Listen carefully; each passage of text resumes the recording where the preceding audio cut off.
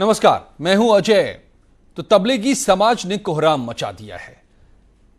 Corona के खिलाफ जो जंग देश ने शुरू की, मुकम्मल जंग शुरू की, अर्ली लॉकडाउन किया, कोरोना के चेन को तोड़ने की पूरी तैयारी, मगर सब किए कराए पर पानी एक इस जमात ने फेर दिया है।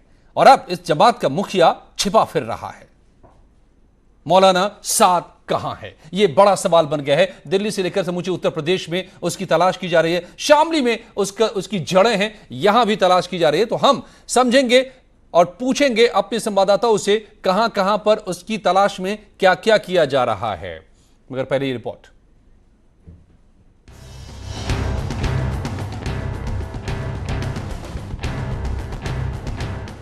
देश में कोरोना की महामारी के बीच तबलीगी जमात का कोरोना कैरियर बनना सरकार के लिए आफत साबित हो गई है। दिल्ली के निजामुद्दीन में कोरोना से पीड़ित जमात के लोगों का जमावड़ा देश में कोरोना के आंकड़ों को और बढ़ा दिया है। सभी राज्यों में जमात के लोगों की पहचान की जा रही है, लेकिन जमात का मुखिया मौलाना साद अब भी फरार है। फिलहाल दिल्ली पुलिस ने मौलाना के खिलाफ महामारी अधिनियम और आईपीसी की कई धाराओं में केस दर्ज कर लिया है। जमात तबलीग का इशू आया था, वहाँ भी मान लीजिए कि आपके पास कोई इन्फॉर्मेशन है तो आप जो दिल्ली गवर्नमेंट की हेल्पलाइन है, जहाँ जो दिल्ली पुलिस की हेल्पलाइन है, वहाँ बता सकते हैं। कोई भी अगर सिम्टम्स है उसको आप रिपोर्ट कर सकते हैं ताकि आपकी मदद की जा सके। खबर यह भी है कि मौलाना पर केस दर्ज होते ही वो फरार हो गया है और देश में किसी गोपनीय स्थान पर छिप गया है। दिल्ली और यूपी की पुलिस मौलाना की तलाश में जुटी हुई है। बताया जा रहा है कि ओखला के पास जाकिर नगर इलाके में मौलाना साद को आखिरी बार देखा गया था। इसके बाद वो कहां गया, क्या कर रहा है, अभी पुलिस की पकड़ से बाहर है। मौलाना साद का पूरा नाम मौलाना मोहम्मद साद कांधलवी है। ये भारतीय उपमहाद्वीप में सुन्नी मुसलमानों के सबसे बड़े संगठन तबलीगी जमात के संस्थापक मोहम्मद इलियास कांधवली के पड़पोते के रूप में जाने जाते हैं। Bureau report news 18। दरअसल 23 मार्च को दिल्ली के निजामुद्दीन इलाके के एसएचओ ने तबलीगी जमात के लोगों को साफ कह दिया था कि मरकज को खाली कर दें, मगर इसके बावजूद जमात के लोगों ने बिल्डिंग खाली नहीं की। वीडियो भी देख लीजिए वो, जिसमें एसएचओ जमात के लोगों को समझा रहे हैं। आगाह करने के और वार्निंग देने के बावजूद भी वहां पे मरकज में हमेशा 1,500 से 2,000 की गैदरिंग है। बात है ना, पहले से है या बाद से? आप मेरी बात को सुनिए जी, पहले आप मेरी बातों को मेरी वे में सुन लीजिए, समझ लीजिए। हाँ, अगर ये आप लोगों के लिए आसानी के लिए है। अगर मैं बुला के इस तरह से आपसे बात कर रहा हूँ और वीडियो रिकॉर्डिंग करा रहा हूँ और ऊपर सीसीटीवी कैमरा है तो उसका कोई पर्पज है? बिल्कुल क्लियर कट इंस्ट्रक्शंस है। 5 आदमी से ज्यादा होंगे नहीं, सारे रिलीजियस प्लेसेस बंद है और ये आप लोगों की सुरक्षा के लिए है। ये मेरी सुरक्षा के लिए नहीं है, मेरे पर्सनल इंटरेस्ट के लिए नहीं है, ये आप लोगों की सुरक्षा के लिए है। आप लोग जितना डिस्टेंस मेंटेन करेंगे उतना ही जी जाएंगे, बचेंगे। लाइफ के लिए रिक्वायर्ड है ये। वो कुछ नहीं देख रहा, रिलीजन रिलेटेड चीज नहीं देख रहा। तो आप लोगों को बार बार आगाह करने के बावजूद भी ये चीज समस्या हल नहीं हो रही है। अब मैं आपको जो आपके हाथ में नोटिस है, ये नोटिस आपको दे रहा हूं और मोहम्मद साद साहब के नाम पे दे रहा हूं। इसके बाद भी अगर कोई ऐसी इशू निकला और आप लोगों ने इसको बिल्कुल तुरंत प्रभाव से क्लियर नहीं किया तो मैं बहुत स्ट्रिक्ट लीगल एक्शन के लिए मजबूर हूं। सर, आप कह रहे हैं हमने 1,500 लोग कल भेजे हैं यहाँ से और अभी कितने लोग हैं वहां? अभी 2,500 में से एक रह गए हैं। 1,500 हम भेज चुके हैं और अभी भेज रहे हैं। मैं ये पूछ रहा हूँ अभी कितने लोग हैं मरकज में? 1,000 हैं। वो कहाँ के हैं? सब दिल्ली से बाहर के। दिल्ली का कोई कहाँ के? कोई लखनऊ का है, कोई बनारस का है, कोई खतौली का है, बिजनौर का, राजस्थान, ये सब जाना चाहते हैं, लेकिन बॉर्डर सील क्या करें जी। हम इनको अभी भी आपको जिस वे में निकालने के लिए हम तैयार हैं। आप इनको एसडीएम साहब से बात कर लीजिए। आप हमें नंबर दे सकते हैं, हम बात कर लीजिए। ये आप इस तरह की बातें मत मेरे से करो यार। आपके पास एसडीएम का भी नंबर नहीं है? आप यहाँ पे इतना बड़ा मरकज चला रहे हैं, हमेशा 2,000 की गैदरिंग होती है, इंटरनेशनल टूरिस्ट आते हैं यहाँ पे, सारे लोग होते हैं। अगर मैं इस वे में बात कर रहा हूँ और इस तरह से आपको गंभीरता बता रहा हूँ यहाँ बुला के, तो उसका पर्पज है। हम आपको बिल्कुल क्लियर कट शब्दों में बता रहा हूँ। अब आप सुनिए मेरी बात को। एसडीएम साहब से संपर्क करें तुरंत। और जैसे कि आज भी कुछ आए हैं, इस तरह के नहीं आएंगे। स्पेशल ब्रांच के हमारे पास इंफॉर्मेशन है, सीनियर अफसरों के फोन आए हैं। अभी वो सारे के सारे आपसे वो नहीं करेंगे, मेरे थ्रू करेंगे। तो मैं इस चीज को आपको सख्त शब्दों में ये आपको कन्वे कर रहा हूं बात को, तुरंत प्रभाव से इसको कह लीजिए। जी, इस तरीके से समझाया गया था साफ तौर पे, मगर नहीं माने और फरार होने वाले तबलीगी जमात के चीफ मौलाना साद ने एक ऑडियो वायरल किया है जिसमें वो कह रहा है कि जमात के लोगों को अलग करने के लिए पुलिस साजिश कर रही है। तुम मुझसे भाग जाओगे? कौन सी ऐसी जगह है जहां तुम अल्लाह ताला के कुदरत के निजाम और कुदरत के दायरे से बाहर निकल जाओगे? और ये मौका अल्लाह ताला से माफी मांगने का होता है। ये मौका इसका नहीं है कि आदमी महज डॉक्टरों की बातों में आकर नमाजें छोड़ो जी, मुलाकातें छोड़ो। 70,000 फरिश्तों को तुम क्यों नहीं यकीन करते? क्यों नहीं यकीन करते? क्या 70,000 फरिश्ते मेरे साथ हैं? फिर भी बीमारी आ गई कि जब अल्लाह ताला ने मेरे लिए बीमारी मुकद्दर कर दी तो मैं किसी डॉक्टर किसी दवा को साथ रखकर कैसे बच सकूंगा? जब 70 फरिश्ते मेरे साथ हैं फिर बचाव नहीं हुआ। 70,000 फरिश्ते मेरे साथ हैं फिर बचाव नहीं हुआ, तो अब इसके अलावा और दुनिया की मादी ताकतें मेरा क्या दिफा कर लेती? अल्लाह मुझे माफ फरमाए। जिनकी अक्लों पर गैरों का तसल्लुत होता है वो उनको ये मशवरे देते हैं कि आप मस्जिदें बंद कर दीजिए ताकि लोग जमा ना हो। अरे तो मैंने अर्ज किया कि ये मौका मस्जिदों को छोड़ने और बिखरने का नहीं है।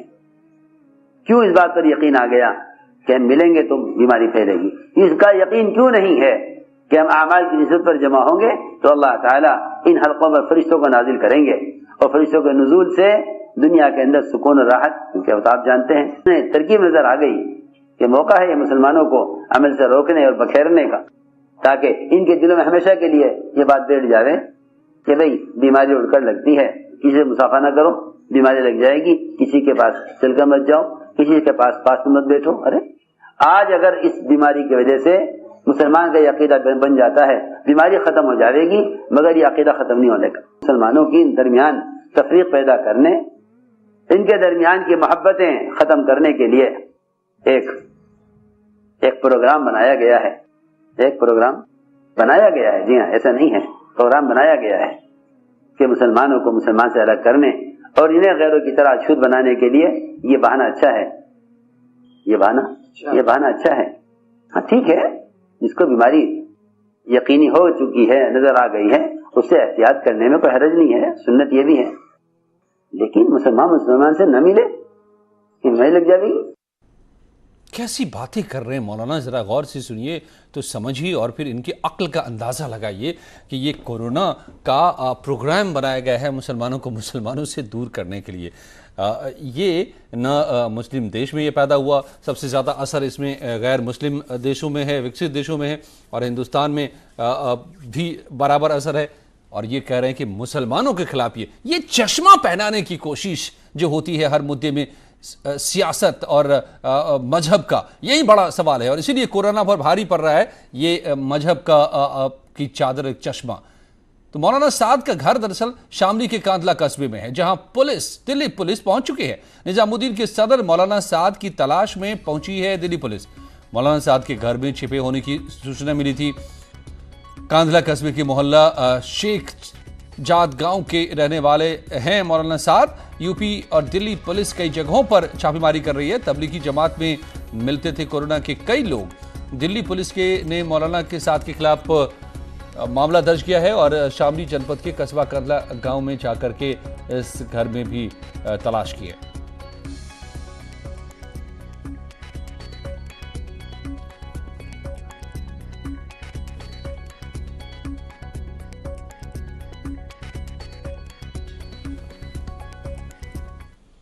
तो क्या संक्रमण पर भारी है ये मजहबी सोच, सांप्रदायिक सोच? इसी पर आज बड़ी बहस करेंगे रात 8 बजे महाबहस में कि कैसे पूरे देश को खतरे में डाल दिया है, सारी तैयारियों पर पानी फेर दिया है, सारी कोशिशों पर इस तबलीगी जमात ने। लेकिन इस वक्त तो सवाल यह भी है कि कहां है ये मौलाना साहब, छिपे बैठे कहां पर हैं? मेरे साथ जुड़े हुए हमारे संवाददाता दिल्ली से शैलेंद्र वांगू, लखनऊ से ऋषभ मणि, शामली से शाहनवाज। सबसे पहले शाहनवाज आपसे समझना चाहूंगा, चलिए रुक करते हैं पहले दिल्ली का। ओके शहनवाज, यहां पर दिल्ली पुलिस पहुंची, क्या पता चल पाया, कोई सुराग मिल पाया? देखिए जी, बिल्कुल दिल्ली जो पुलिस थी वो टीम पूरी जो है कैराना में पहुंची थी। कैराना का कांडले के शेखजाद गांव के रहने वाले हैं मौलाना, जिनकी जो है तलाश में पुलिस पहुंची थी, लेकिन जो मौलाना है वो घर पर मौजूद नहीं मिले हैं। उनके चचेरे भाई से जब बात हुई तो उन्होंने बताया कि वो एक महापौर यहाँ पर आए थे, लेकिन उसके बाद से जो है मौलाना का कोई अता पता नहीं है। अब दिल्ली पुलिस और जो शामली पुलिस है वो लगातार खाक छान रही है। कांडला के कई जगहों पर छापेमारी भी की है। जिन जगहों पे जेड स्थानों पर पता लगा था कि यहाँ पे होने की आशंका है, घर पे भी जो है छापेमारी की गई, लेकिन जो मौलाना शाद हैं वो कहीं जाकर छिप गए हैं, वो पुलिस के हाथ नहीं लगे हैं। दिल्ली पुलिस बेरंगी अपने वापस लौट गई है। जी अजय, तो यहाँ से वापस लौट गई है, सुराग नहीं कोई। शैलेंद्र, दिल्ली में तो अब इस मरकज से बहुत सारे लोगों को निकाला गया, रिकवर किया गया है, कईयों को अस्पताल भेजना पड़ा है। अब तक क्या क्या जानकारी निकलकर सामने आ रही है इस तबलीगी जमात के बारे में, इनके कारस्तानियों के बारे में?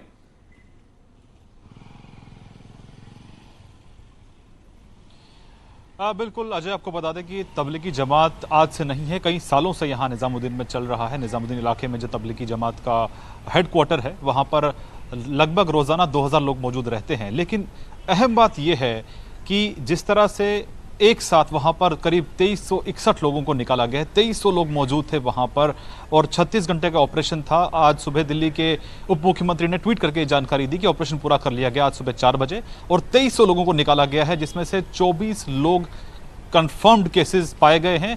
617 लोगों को एडमिट किया गया हॉस्पिटल्स में और वहीं करीब 1800 लोग क्वारंटाइन में भेजे गए हैं। तो कुल मिलाकर एक बड़ा ऑपरेशन, लेकिन वो भी इसके बावजूद जिस तरह से दिल्ली गवर्नमेंट ने पहले ऑर्डर निकाला कि आप दिल्ली में बड़ी कॉन्फ्रेंसेस नहीं कर सकते, 200 से ज़्यादा लोग इकट्ठा नहीं हो सकते, लेकिन उसके बावजूद इस तरह की हरकत यहाँ दिल्ली में हुई। निज़ामुद्दीन जो बिल्कुल नई दिल्ली के बिल्कुल पास में ये इलाका पड़ता है, तो जाहिर तौर पर एक बड़ा लैप्स ज़रूर रहा है, लेकिन वहीं बार बार इनको वार्निंग भी दी जाती रही, लेकिन उसके बावजूद इनकी तरफ से कोई कदम नहीं उठाया गया। और वहां पर अभी एक ताज़ा वीडियो भी सामने आया है 26 तारीख का, जहां पर लोग देखे जा सकते हैं मरकज़ के अंदर किस तरह से एक ही हॉल के अंदर बहुत से लोग इकट्ठा हो रखे हैं। लेकिन अगर हम बात करें इस हरकत के बाद जो असर हुआ है इसका, आज पीएमओ की तरफ से यानी कैबिनेट सेक्रेटरी ने सभी राज्यों के जो चीफ सेक्रेटरीज हैं और जो डीजीपीज हैं उनके साथ बातचीत की है और कहा है, इस बात को माना है कि मरकज़ की इस हरकत से जो एफर्ट्स है, कंटेनमेंट एफर्ट्स हैं, उसको एक भारी झटका लगा है और जो भी देश भर में इस वक्त ये फैले हुए हैं तबलीगी जमात के जो कार्यकर्ता हैं उनको ट्रैक किया जाए और उनको क्वारंटाइन किया जाए, ज़रूरत पड़े तो उनको क्वारंटाइन किया जाए, उनका इलाज स्क्रीन किया जाए। वहीं साथ ही साथ उन्होंने ये भी कहा है कि जिस तरह से विदेशों से यहाँ पर आते हैं तबलीगी जमात में शामिल होने के लिए, कहीं ना कहीं इसमें वीज़ा वॉयलेशन भी होता है, तो उसके तहत भी उनके खिलाफ कार्रवाई होनी चाहिए। अजय, ये बड़े चूक भी हुए हैं। कैसे इतने सारे लोग ऐसे वक्त में, जब लॉकडाउन के लिए देश जा रहा हो, लॉकडाउन में देश हो, और तब पहुंच गए और ये फैल गए पूरे देश में। ऋषभ, लेकिन सबसे बड़ा शिकार इस लैप्स का, इस लापरवाही का यूपी होता नजर आ रहा है। सबसे ज्यादा लोग यहीं से शामिल थे यहां पर, और अभी भी मुमकिन है कि यह शख्स खुद मौलाना यूपी में ही छिपा बैठा हो। तो क्या सुराग मिल रहे हैं?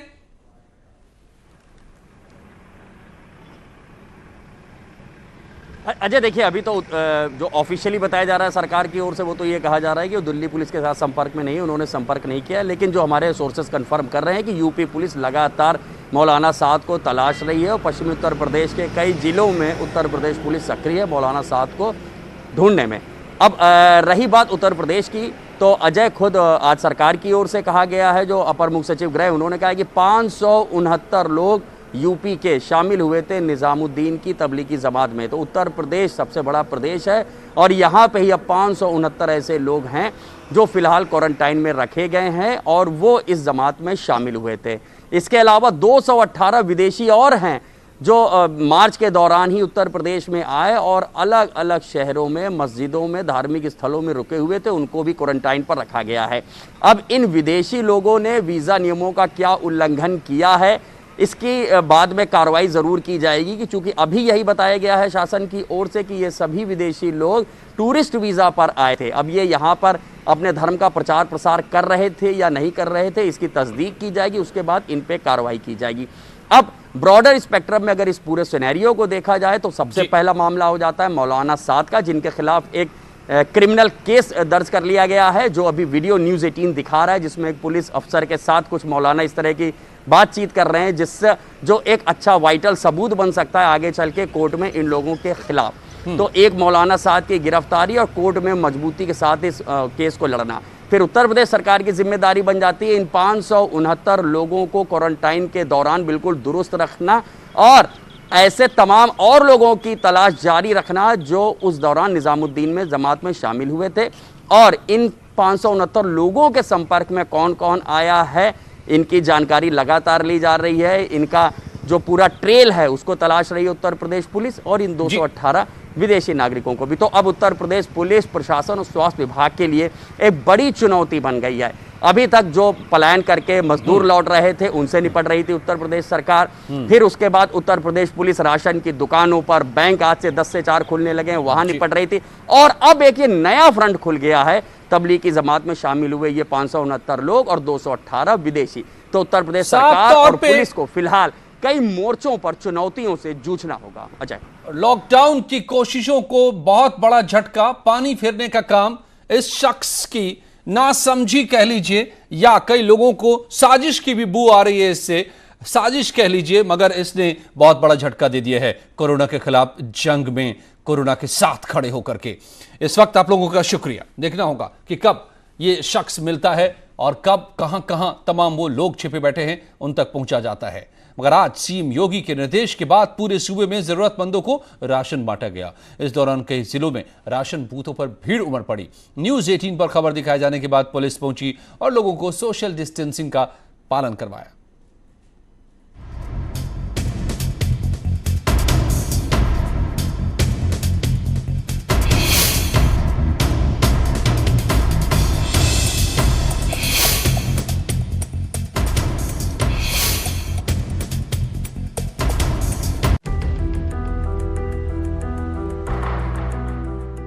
यूपी में आज से जरूरतमंदों को फ्री राशन बांटने का काम शुरू हुआ। सबसे बड़ी चुनौती थी लोगों को सोशल डिस्टेंसिंग का पालन कराते हुए राशन बांटा जाए। लखनऊ, शामली समेत कई जिलों में इस दौरान भीड़ देखी गई। पूरे प्रदेश में आज से खाद्यान्न वितरण की जो प्रक्रिया है, खाने पीने की जो चीजें हैं वो बंटनी शुरू हो गई हैं और प्रदेश के अलग अलग हिस्सों से ऐसी तस्वीरें आ रही हैं जहां पर लोग सुबह 7 बजे से ही लाइन लगा करके एक एक करके आ रहे हैं और उन्हें दाल चावल जो भी खाने पीने का सामान है उन्हें कार्ड लेकर के मुहैया करवाया जा रहा है। लेकिन कुछ जगहों पे ऐसी भी स्थिति है जहां पर अफरा तफरी का माहौल बन गया है। लेकिन न्यूज़ 18 के खबर दिखाने के बाद कई जिलों में पुलिस मौके पर पहुंची और लोगों को उचित दूरी पर खड़ा करवाकर सोशल डिस्टेंसिंग का पालन कराया गया। लखनऊ के डॉलीबाग के राशन बूथ पर पहुंची पुलिस ने गाइडलाइन के मुताबिक लोगों को लाइन में खड़ा करवाया। प्रत्येक राशन की दुकान पर सोशल डिस्टेंसिंग हेतु 1-1 मीटर से ज़्यादा के गैप पे गोले बनाए गए हैं ताकि लोग उसी में खड़े रहें और एक एक करके अपने राशन को ले जाएं। और साथ ही साथ ई-पॉस मशीन जहां पर मार्किंग होती है वहां पे सैनिटाइजर की व्यवस्था रखी गई है। वहीं अमेठी के डीएम ने भी न्यूज़ 18 के वीडियो को ट्वीट करते हुए लोगों के सोशल डिस्टेंसिंग का पालन कराने की जानकारी दी। आंकड़ों के मुताबिक करीब 1,28,263 मनरेगा कार्ड धारकों को राशन दिया गया, जबकि 21,000 श्रमिकों के साथ ही 33,000 रजिस्टर्ड दिहाड़ी मजदूरों को भी राशन बांटा गया, जबकि 6,73,539 आम लोगों को भी राशन दिया गया। लखनऊ से अनामिका सिंह की रिपोर्ट, न्यूज़ 18। कई जिलों में राशन बांटने के दौरान सोशल डिस्टेंसिंग की धज्जियां उड़ती दिखी। हालांकि कई राशन बूथ पर कोटेदार और प्रशासन की ओर से नजीर भी पेश की गई।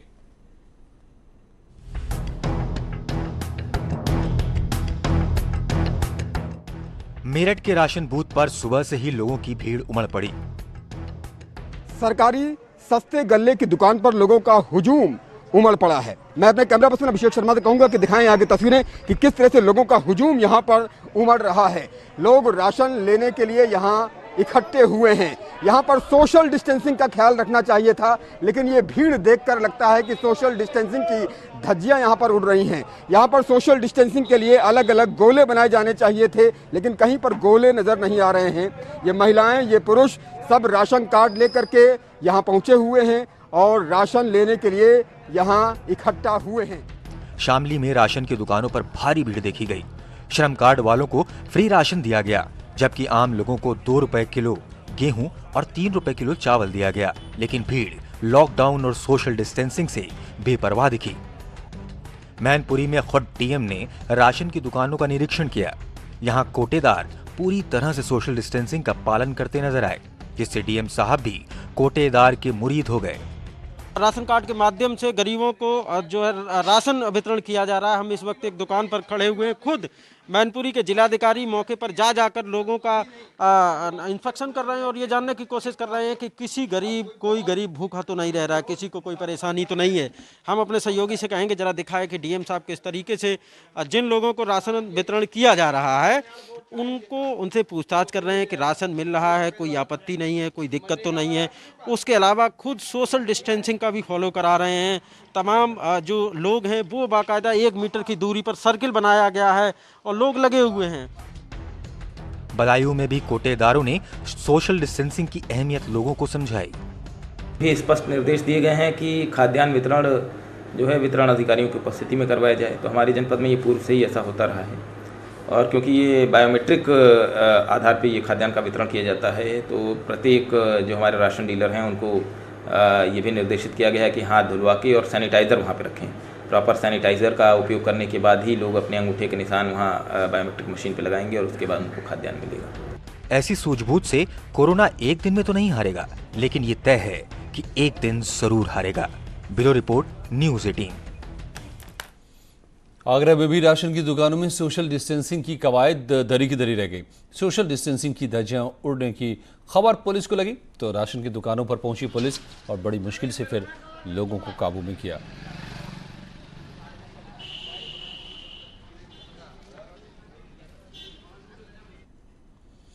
तो लॉकडाउन के समय किसी को राशन की कमी न रहे, इसके लिए देवरिया में डीएम अमित किशोर ने कोटे की दुकानों का निरीक्षण किया और यहां पर मौजूद लोगों को सोशल डिस्टेंसिंग के बारे में बताया भी। लोगों के हाथ में सैनिटाइजर से हाथ साफ कराए, साथ ही कोरोना से बचाव के उपाय भी बताए। डीएम ने बताया कि जिले में 6 लाख लोगों को राशन देने का लक्ष्य रखा गया है।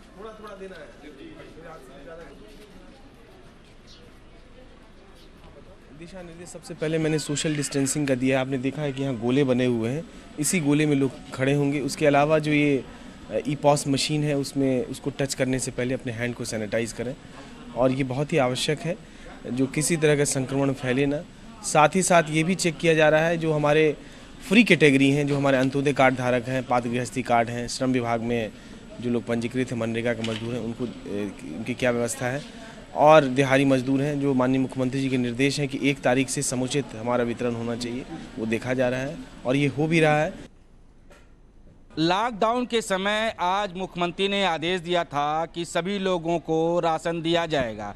आप ये देख सकते हैं, मैं ऐसे ही एक राशन की दुकान पे खड़ा हूँ जहाँ पे लोग सैनिटाइजर लेके खड़े हैं, हाथ धुलने की बात कही जा रही है और सबसे बड़ी बात है लोग सोशल डिस्टेंसिंग का भी काम कर रहे हैं। ये आप देख सकते हैं कि एक लंबी सी लाइन लगी हुई है जहाँ पे लोग सोशल डिस्टेंसिंग का काम कर रहे हैं और यहीं से अपनी बारी की प्रतीक्षा कर रहे हैं, तब जाके उनको राशन दिया जा रहा है। ऐसे में कहा जा सकता है कि देवरिया जिले में सोशल डिस्टेंसिंग का काम पूरी तरह से जारी है।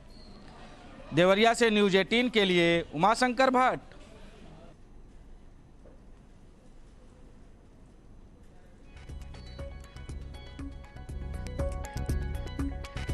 तो ये जो आप देवरिया की तस्वीर देख रहे हैं, ये तरीका है जिसका पालन हर जगह हो सकता है।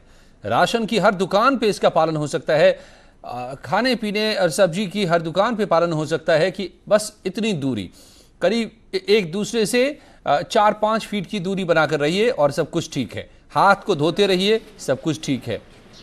अगर धो नहीं सकते तो सैनिटाइज कीजिए, लेकिन सबसे अच्छा है कि हर थोड़ी देर पे हाथ को धोते रहना, डिटर्जेंट से धोते रहना। डिटर्जेंट से मर जाता है ये वायरस जो कोरोना का है।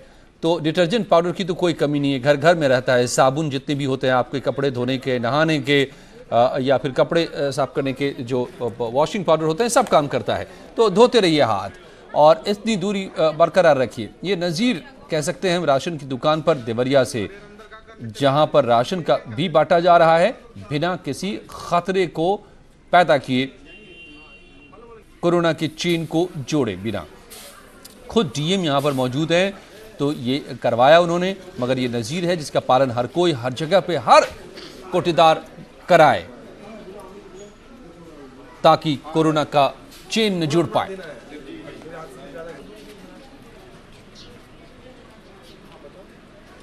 देवरिया के डीएम ने आकर लोगों को समझाया, बताया और पालन करवाया। एक राशन की दुकान की बात है ये, ऐसा करने की जरूरत है हर एक राशन की दुकान पर। देखिए सैनिटाइज भी किया जा रहा है मशीन को, और दस्ताने, मास्क सबके साथ तमाम यहां पर राशन की कोठी पर लो।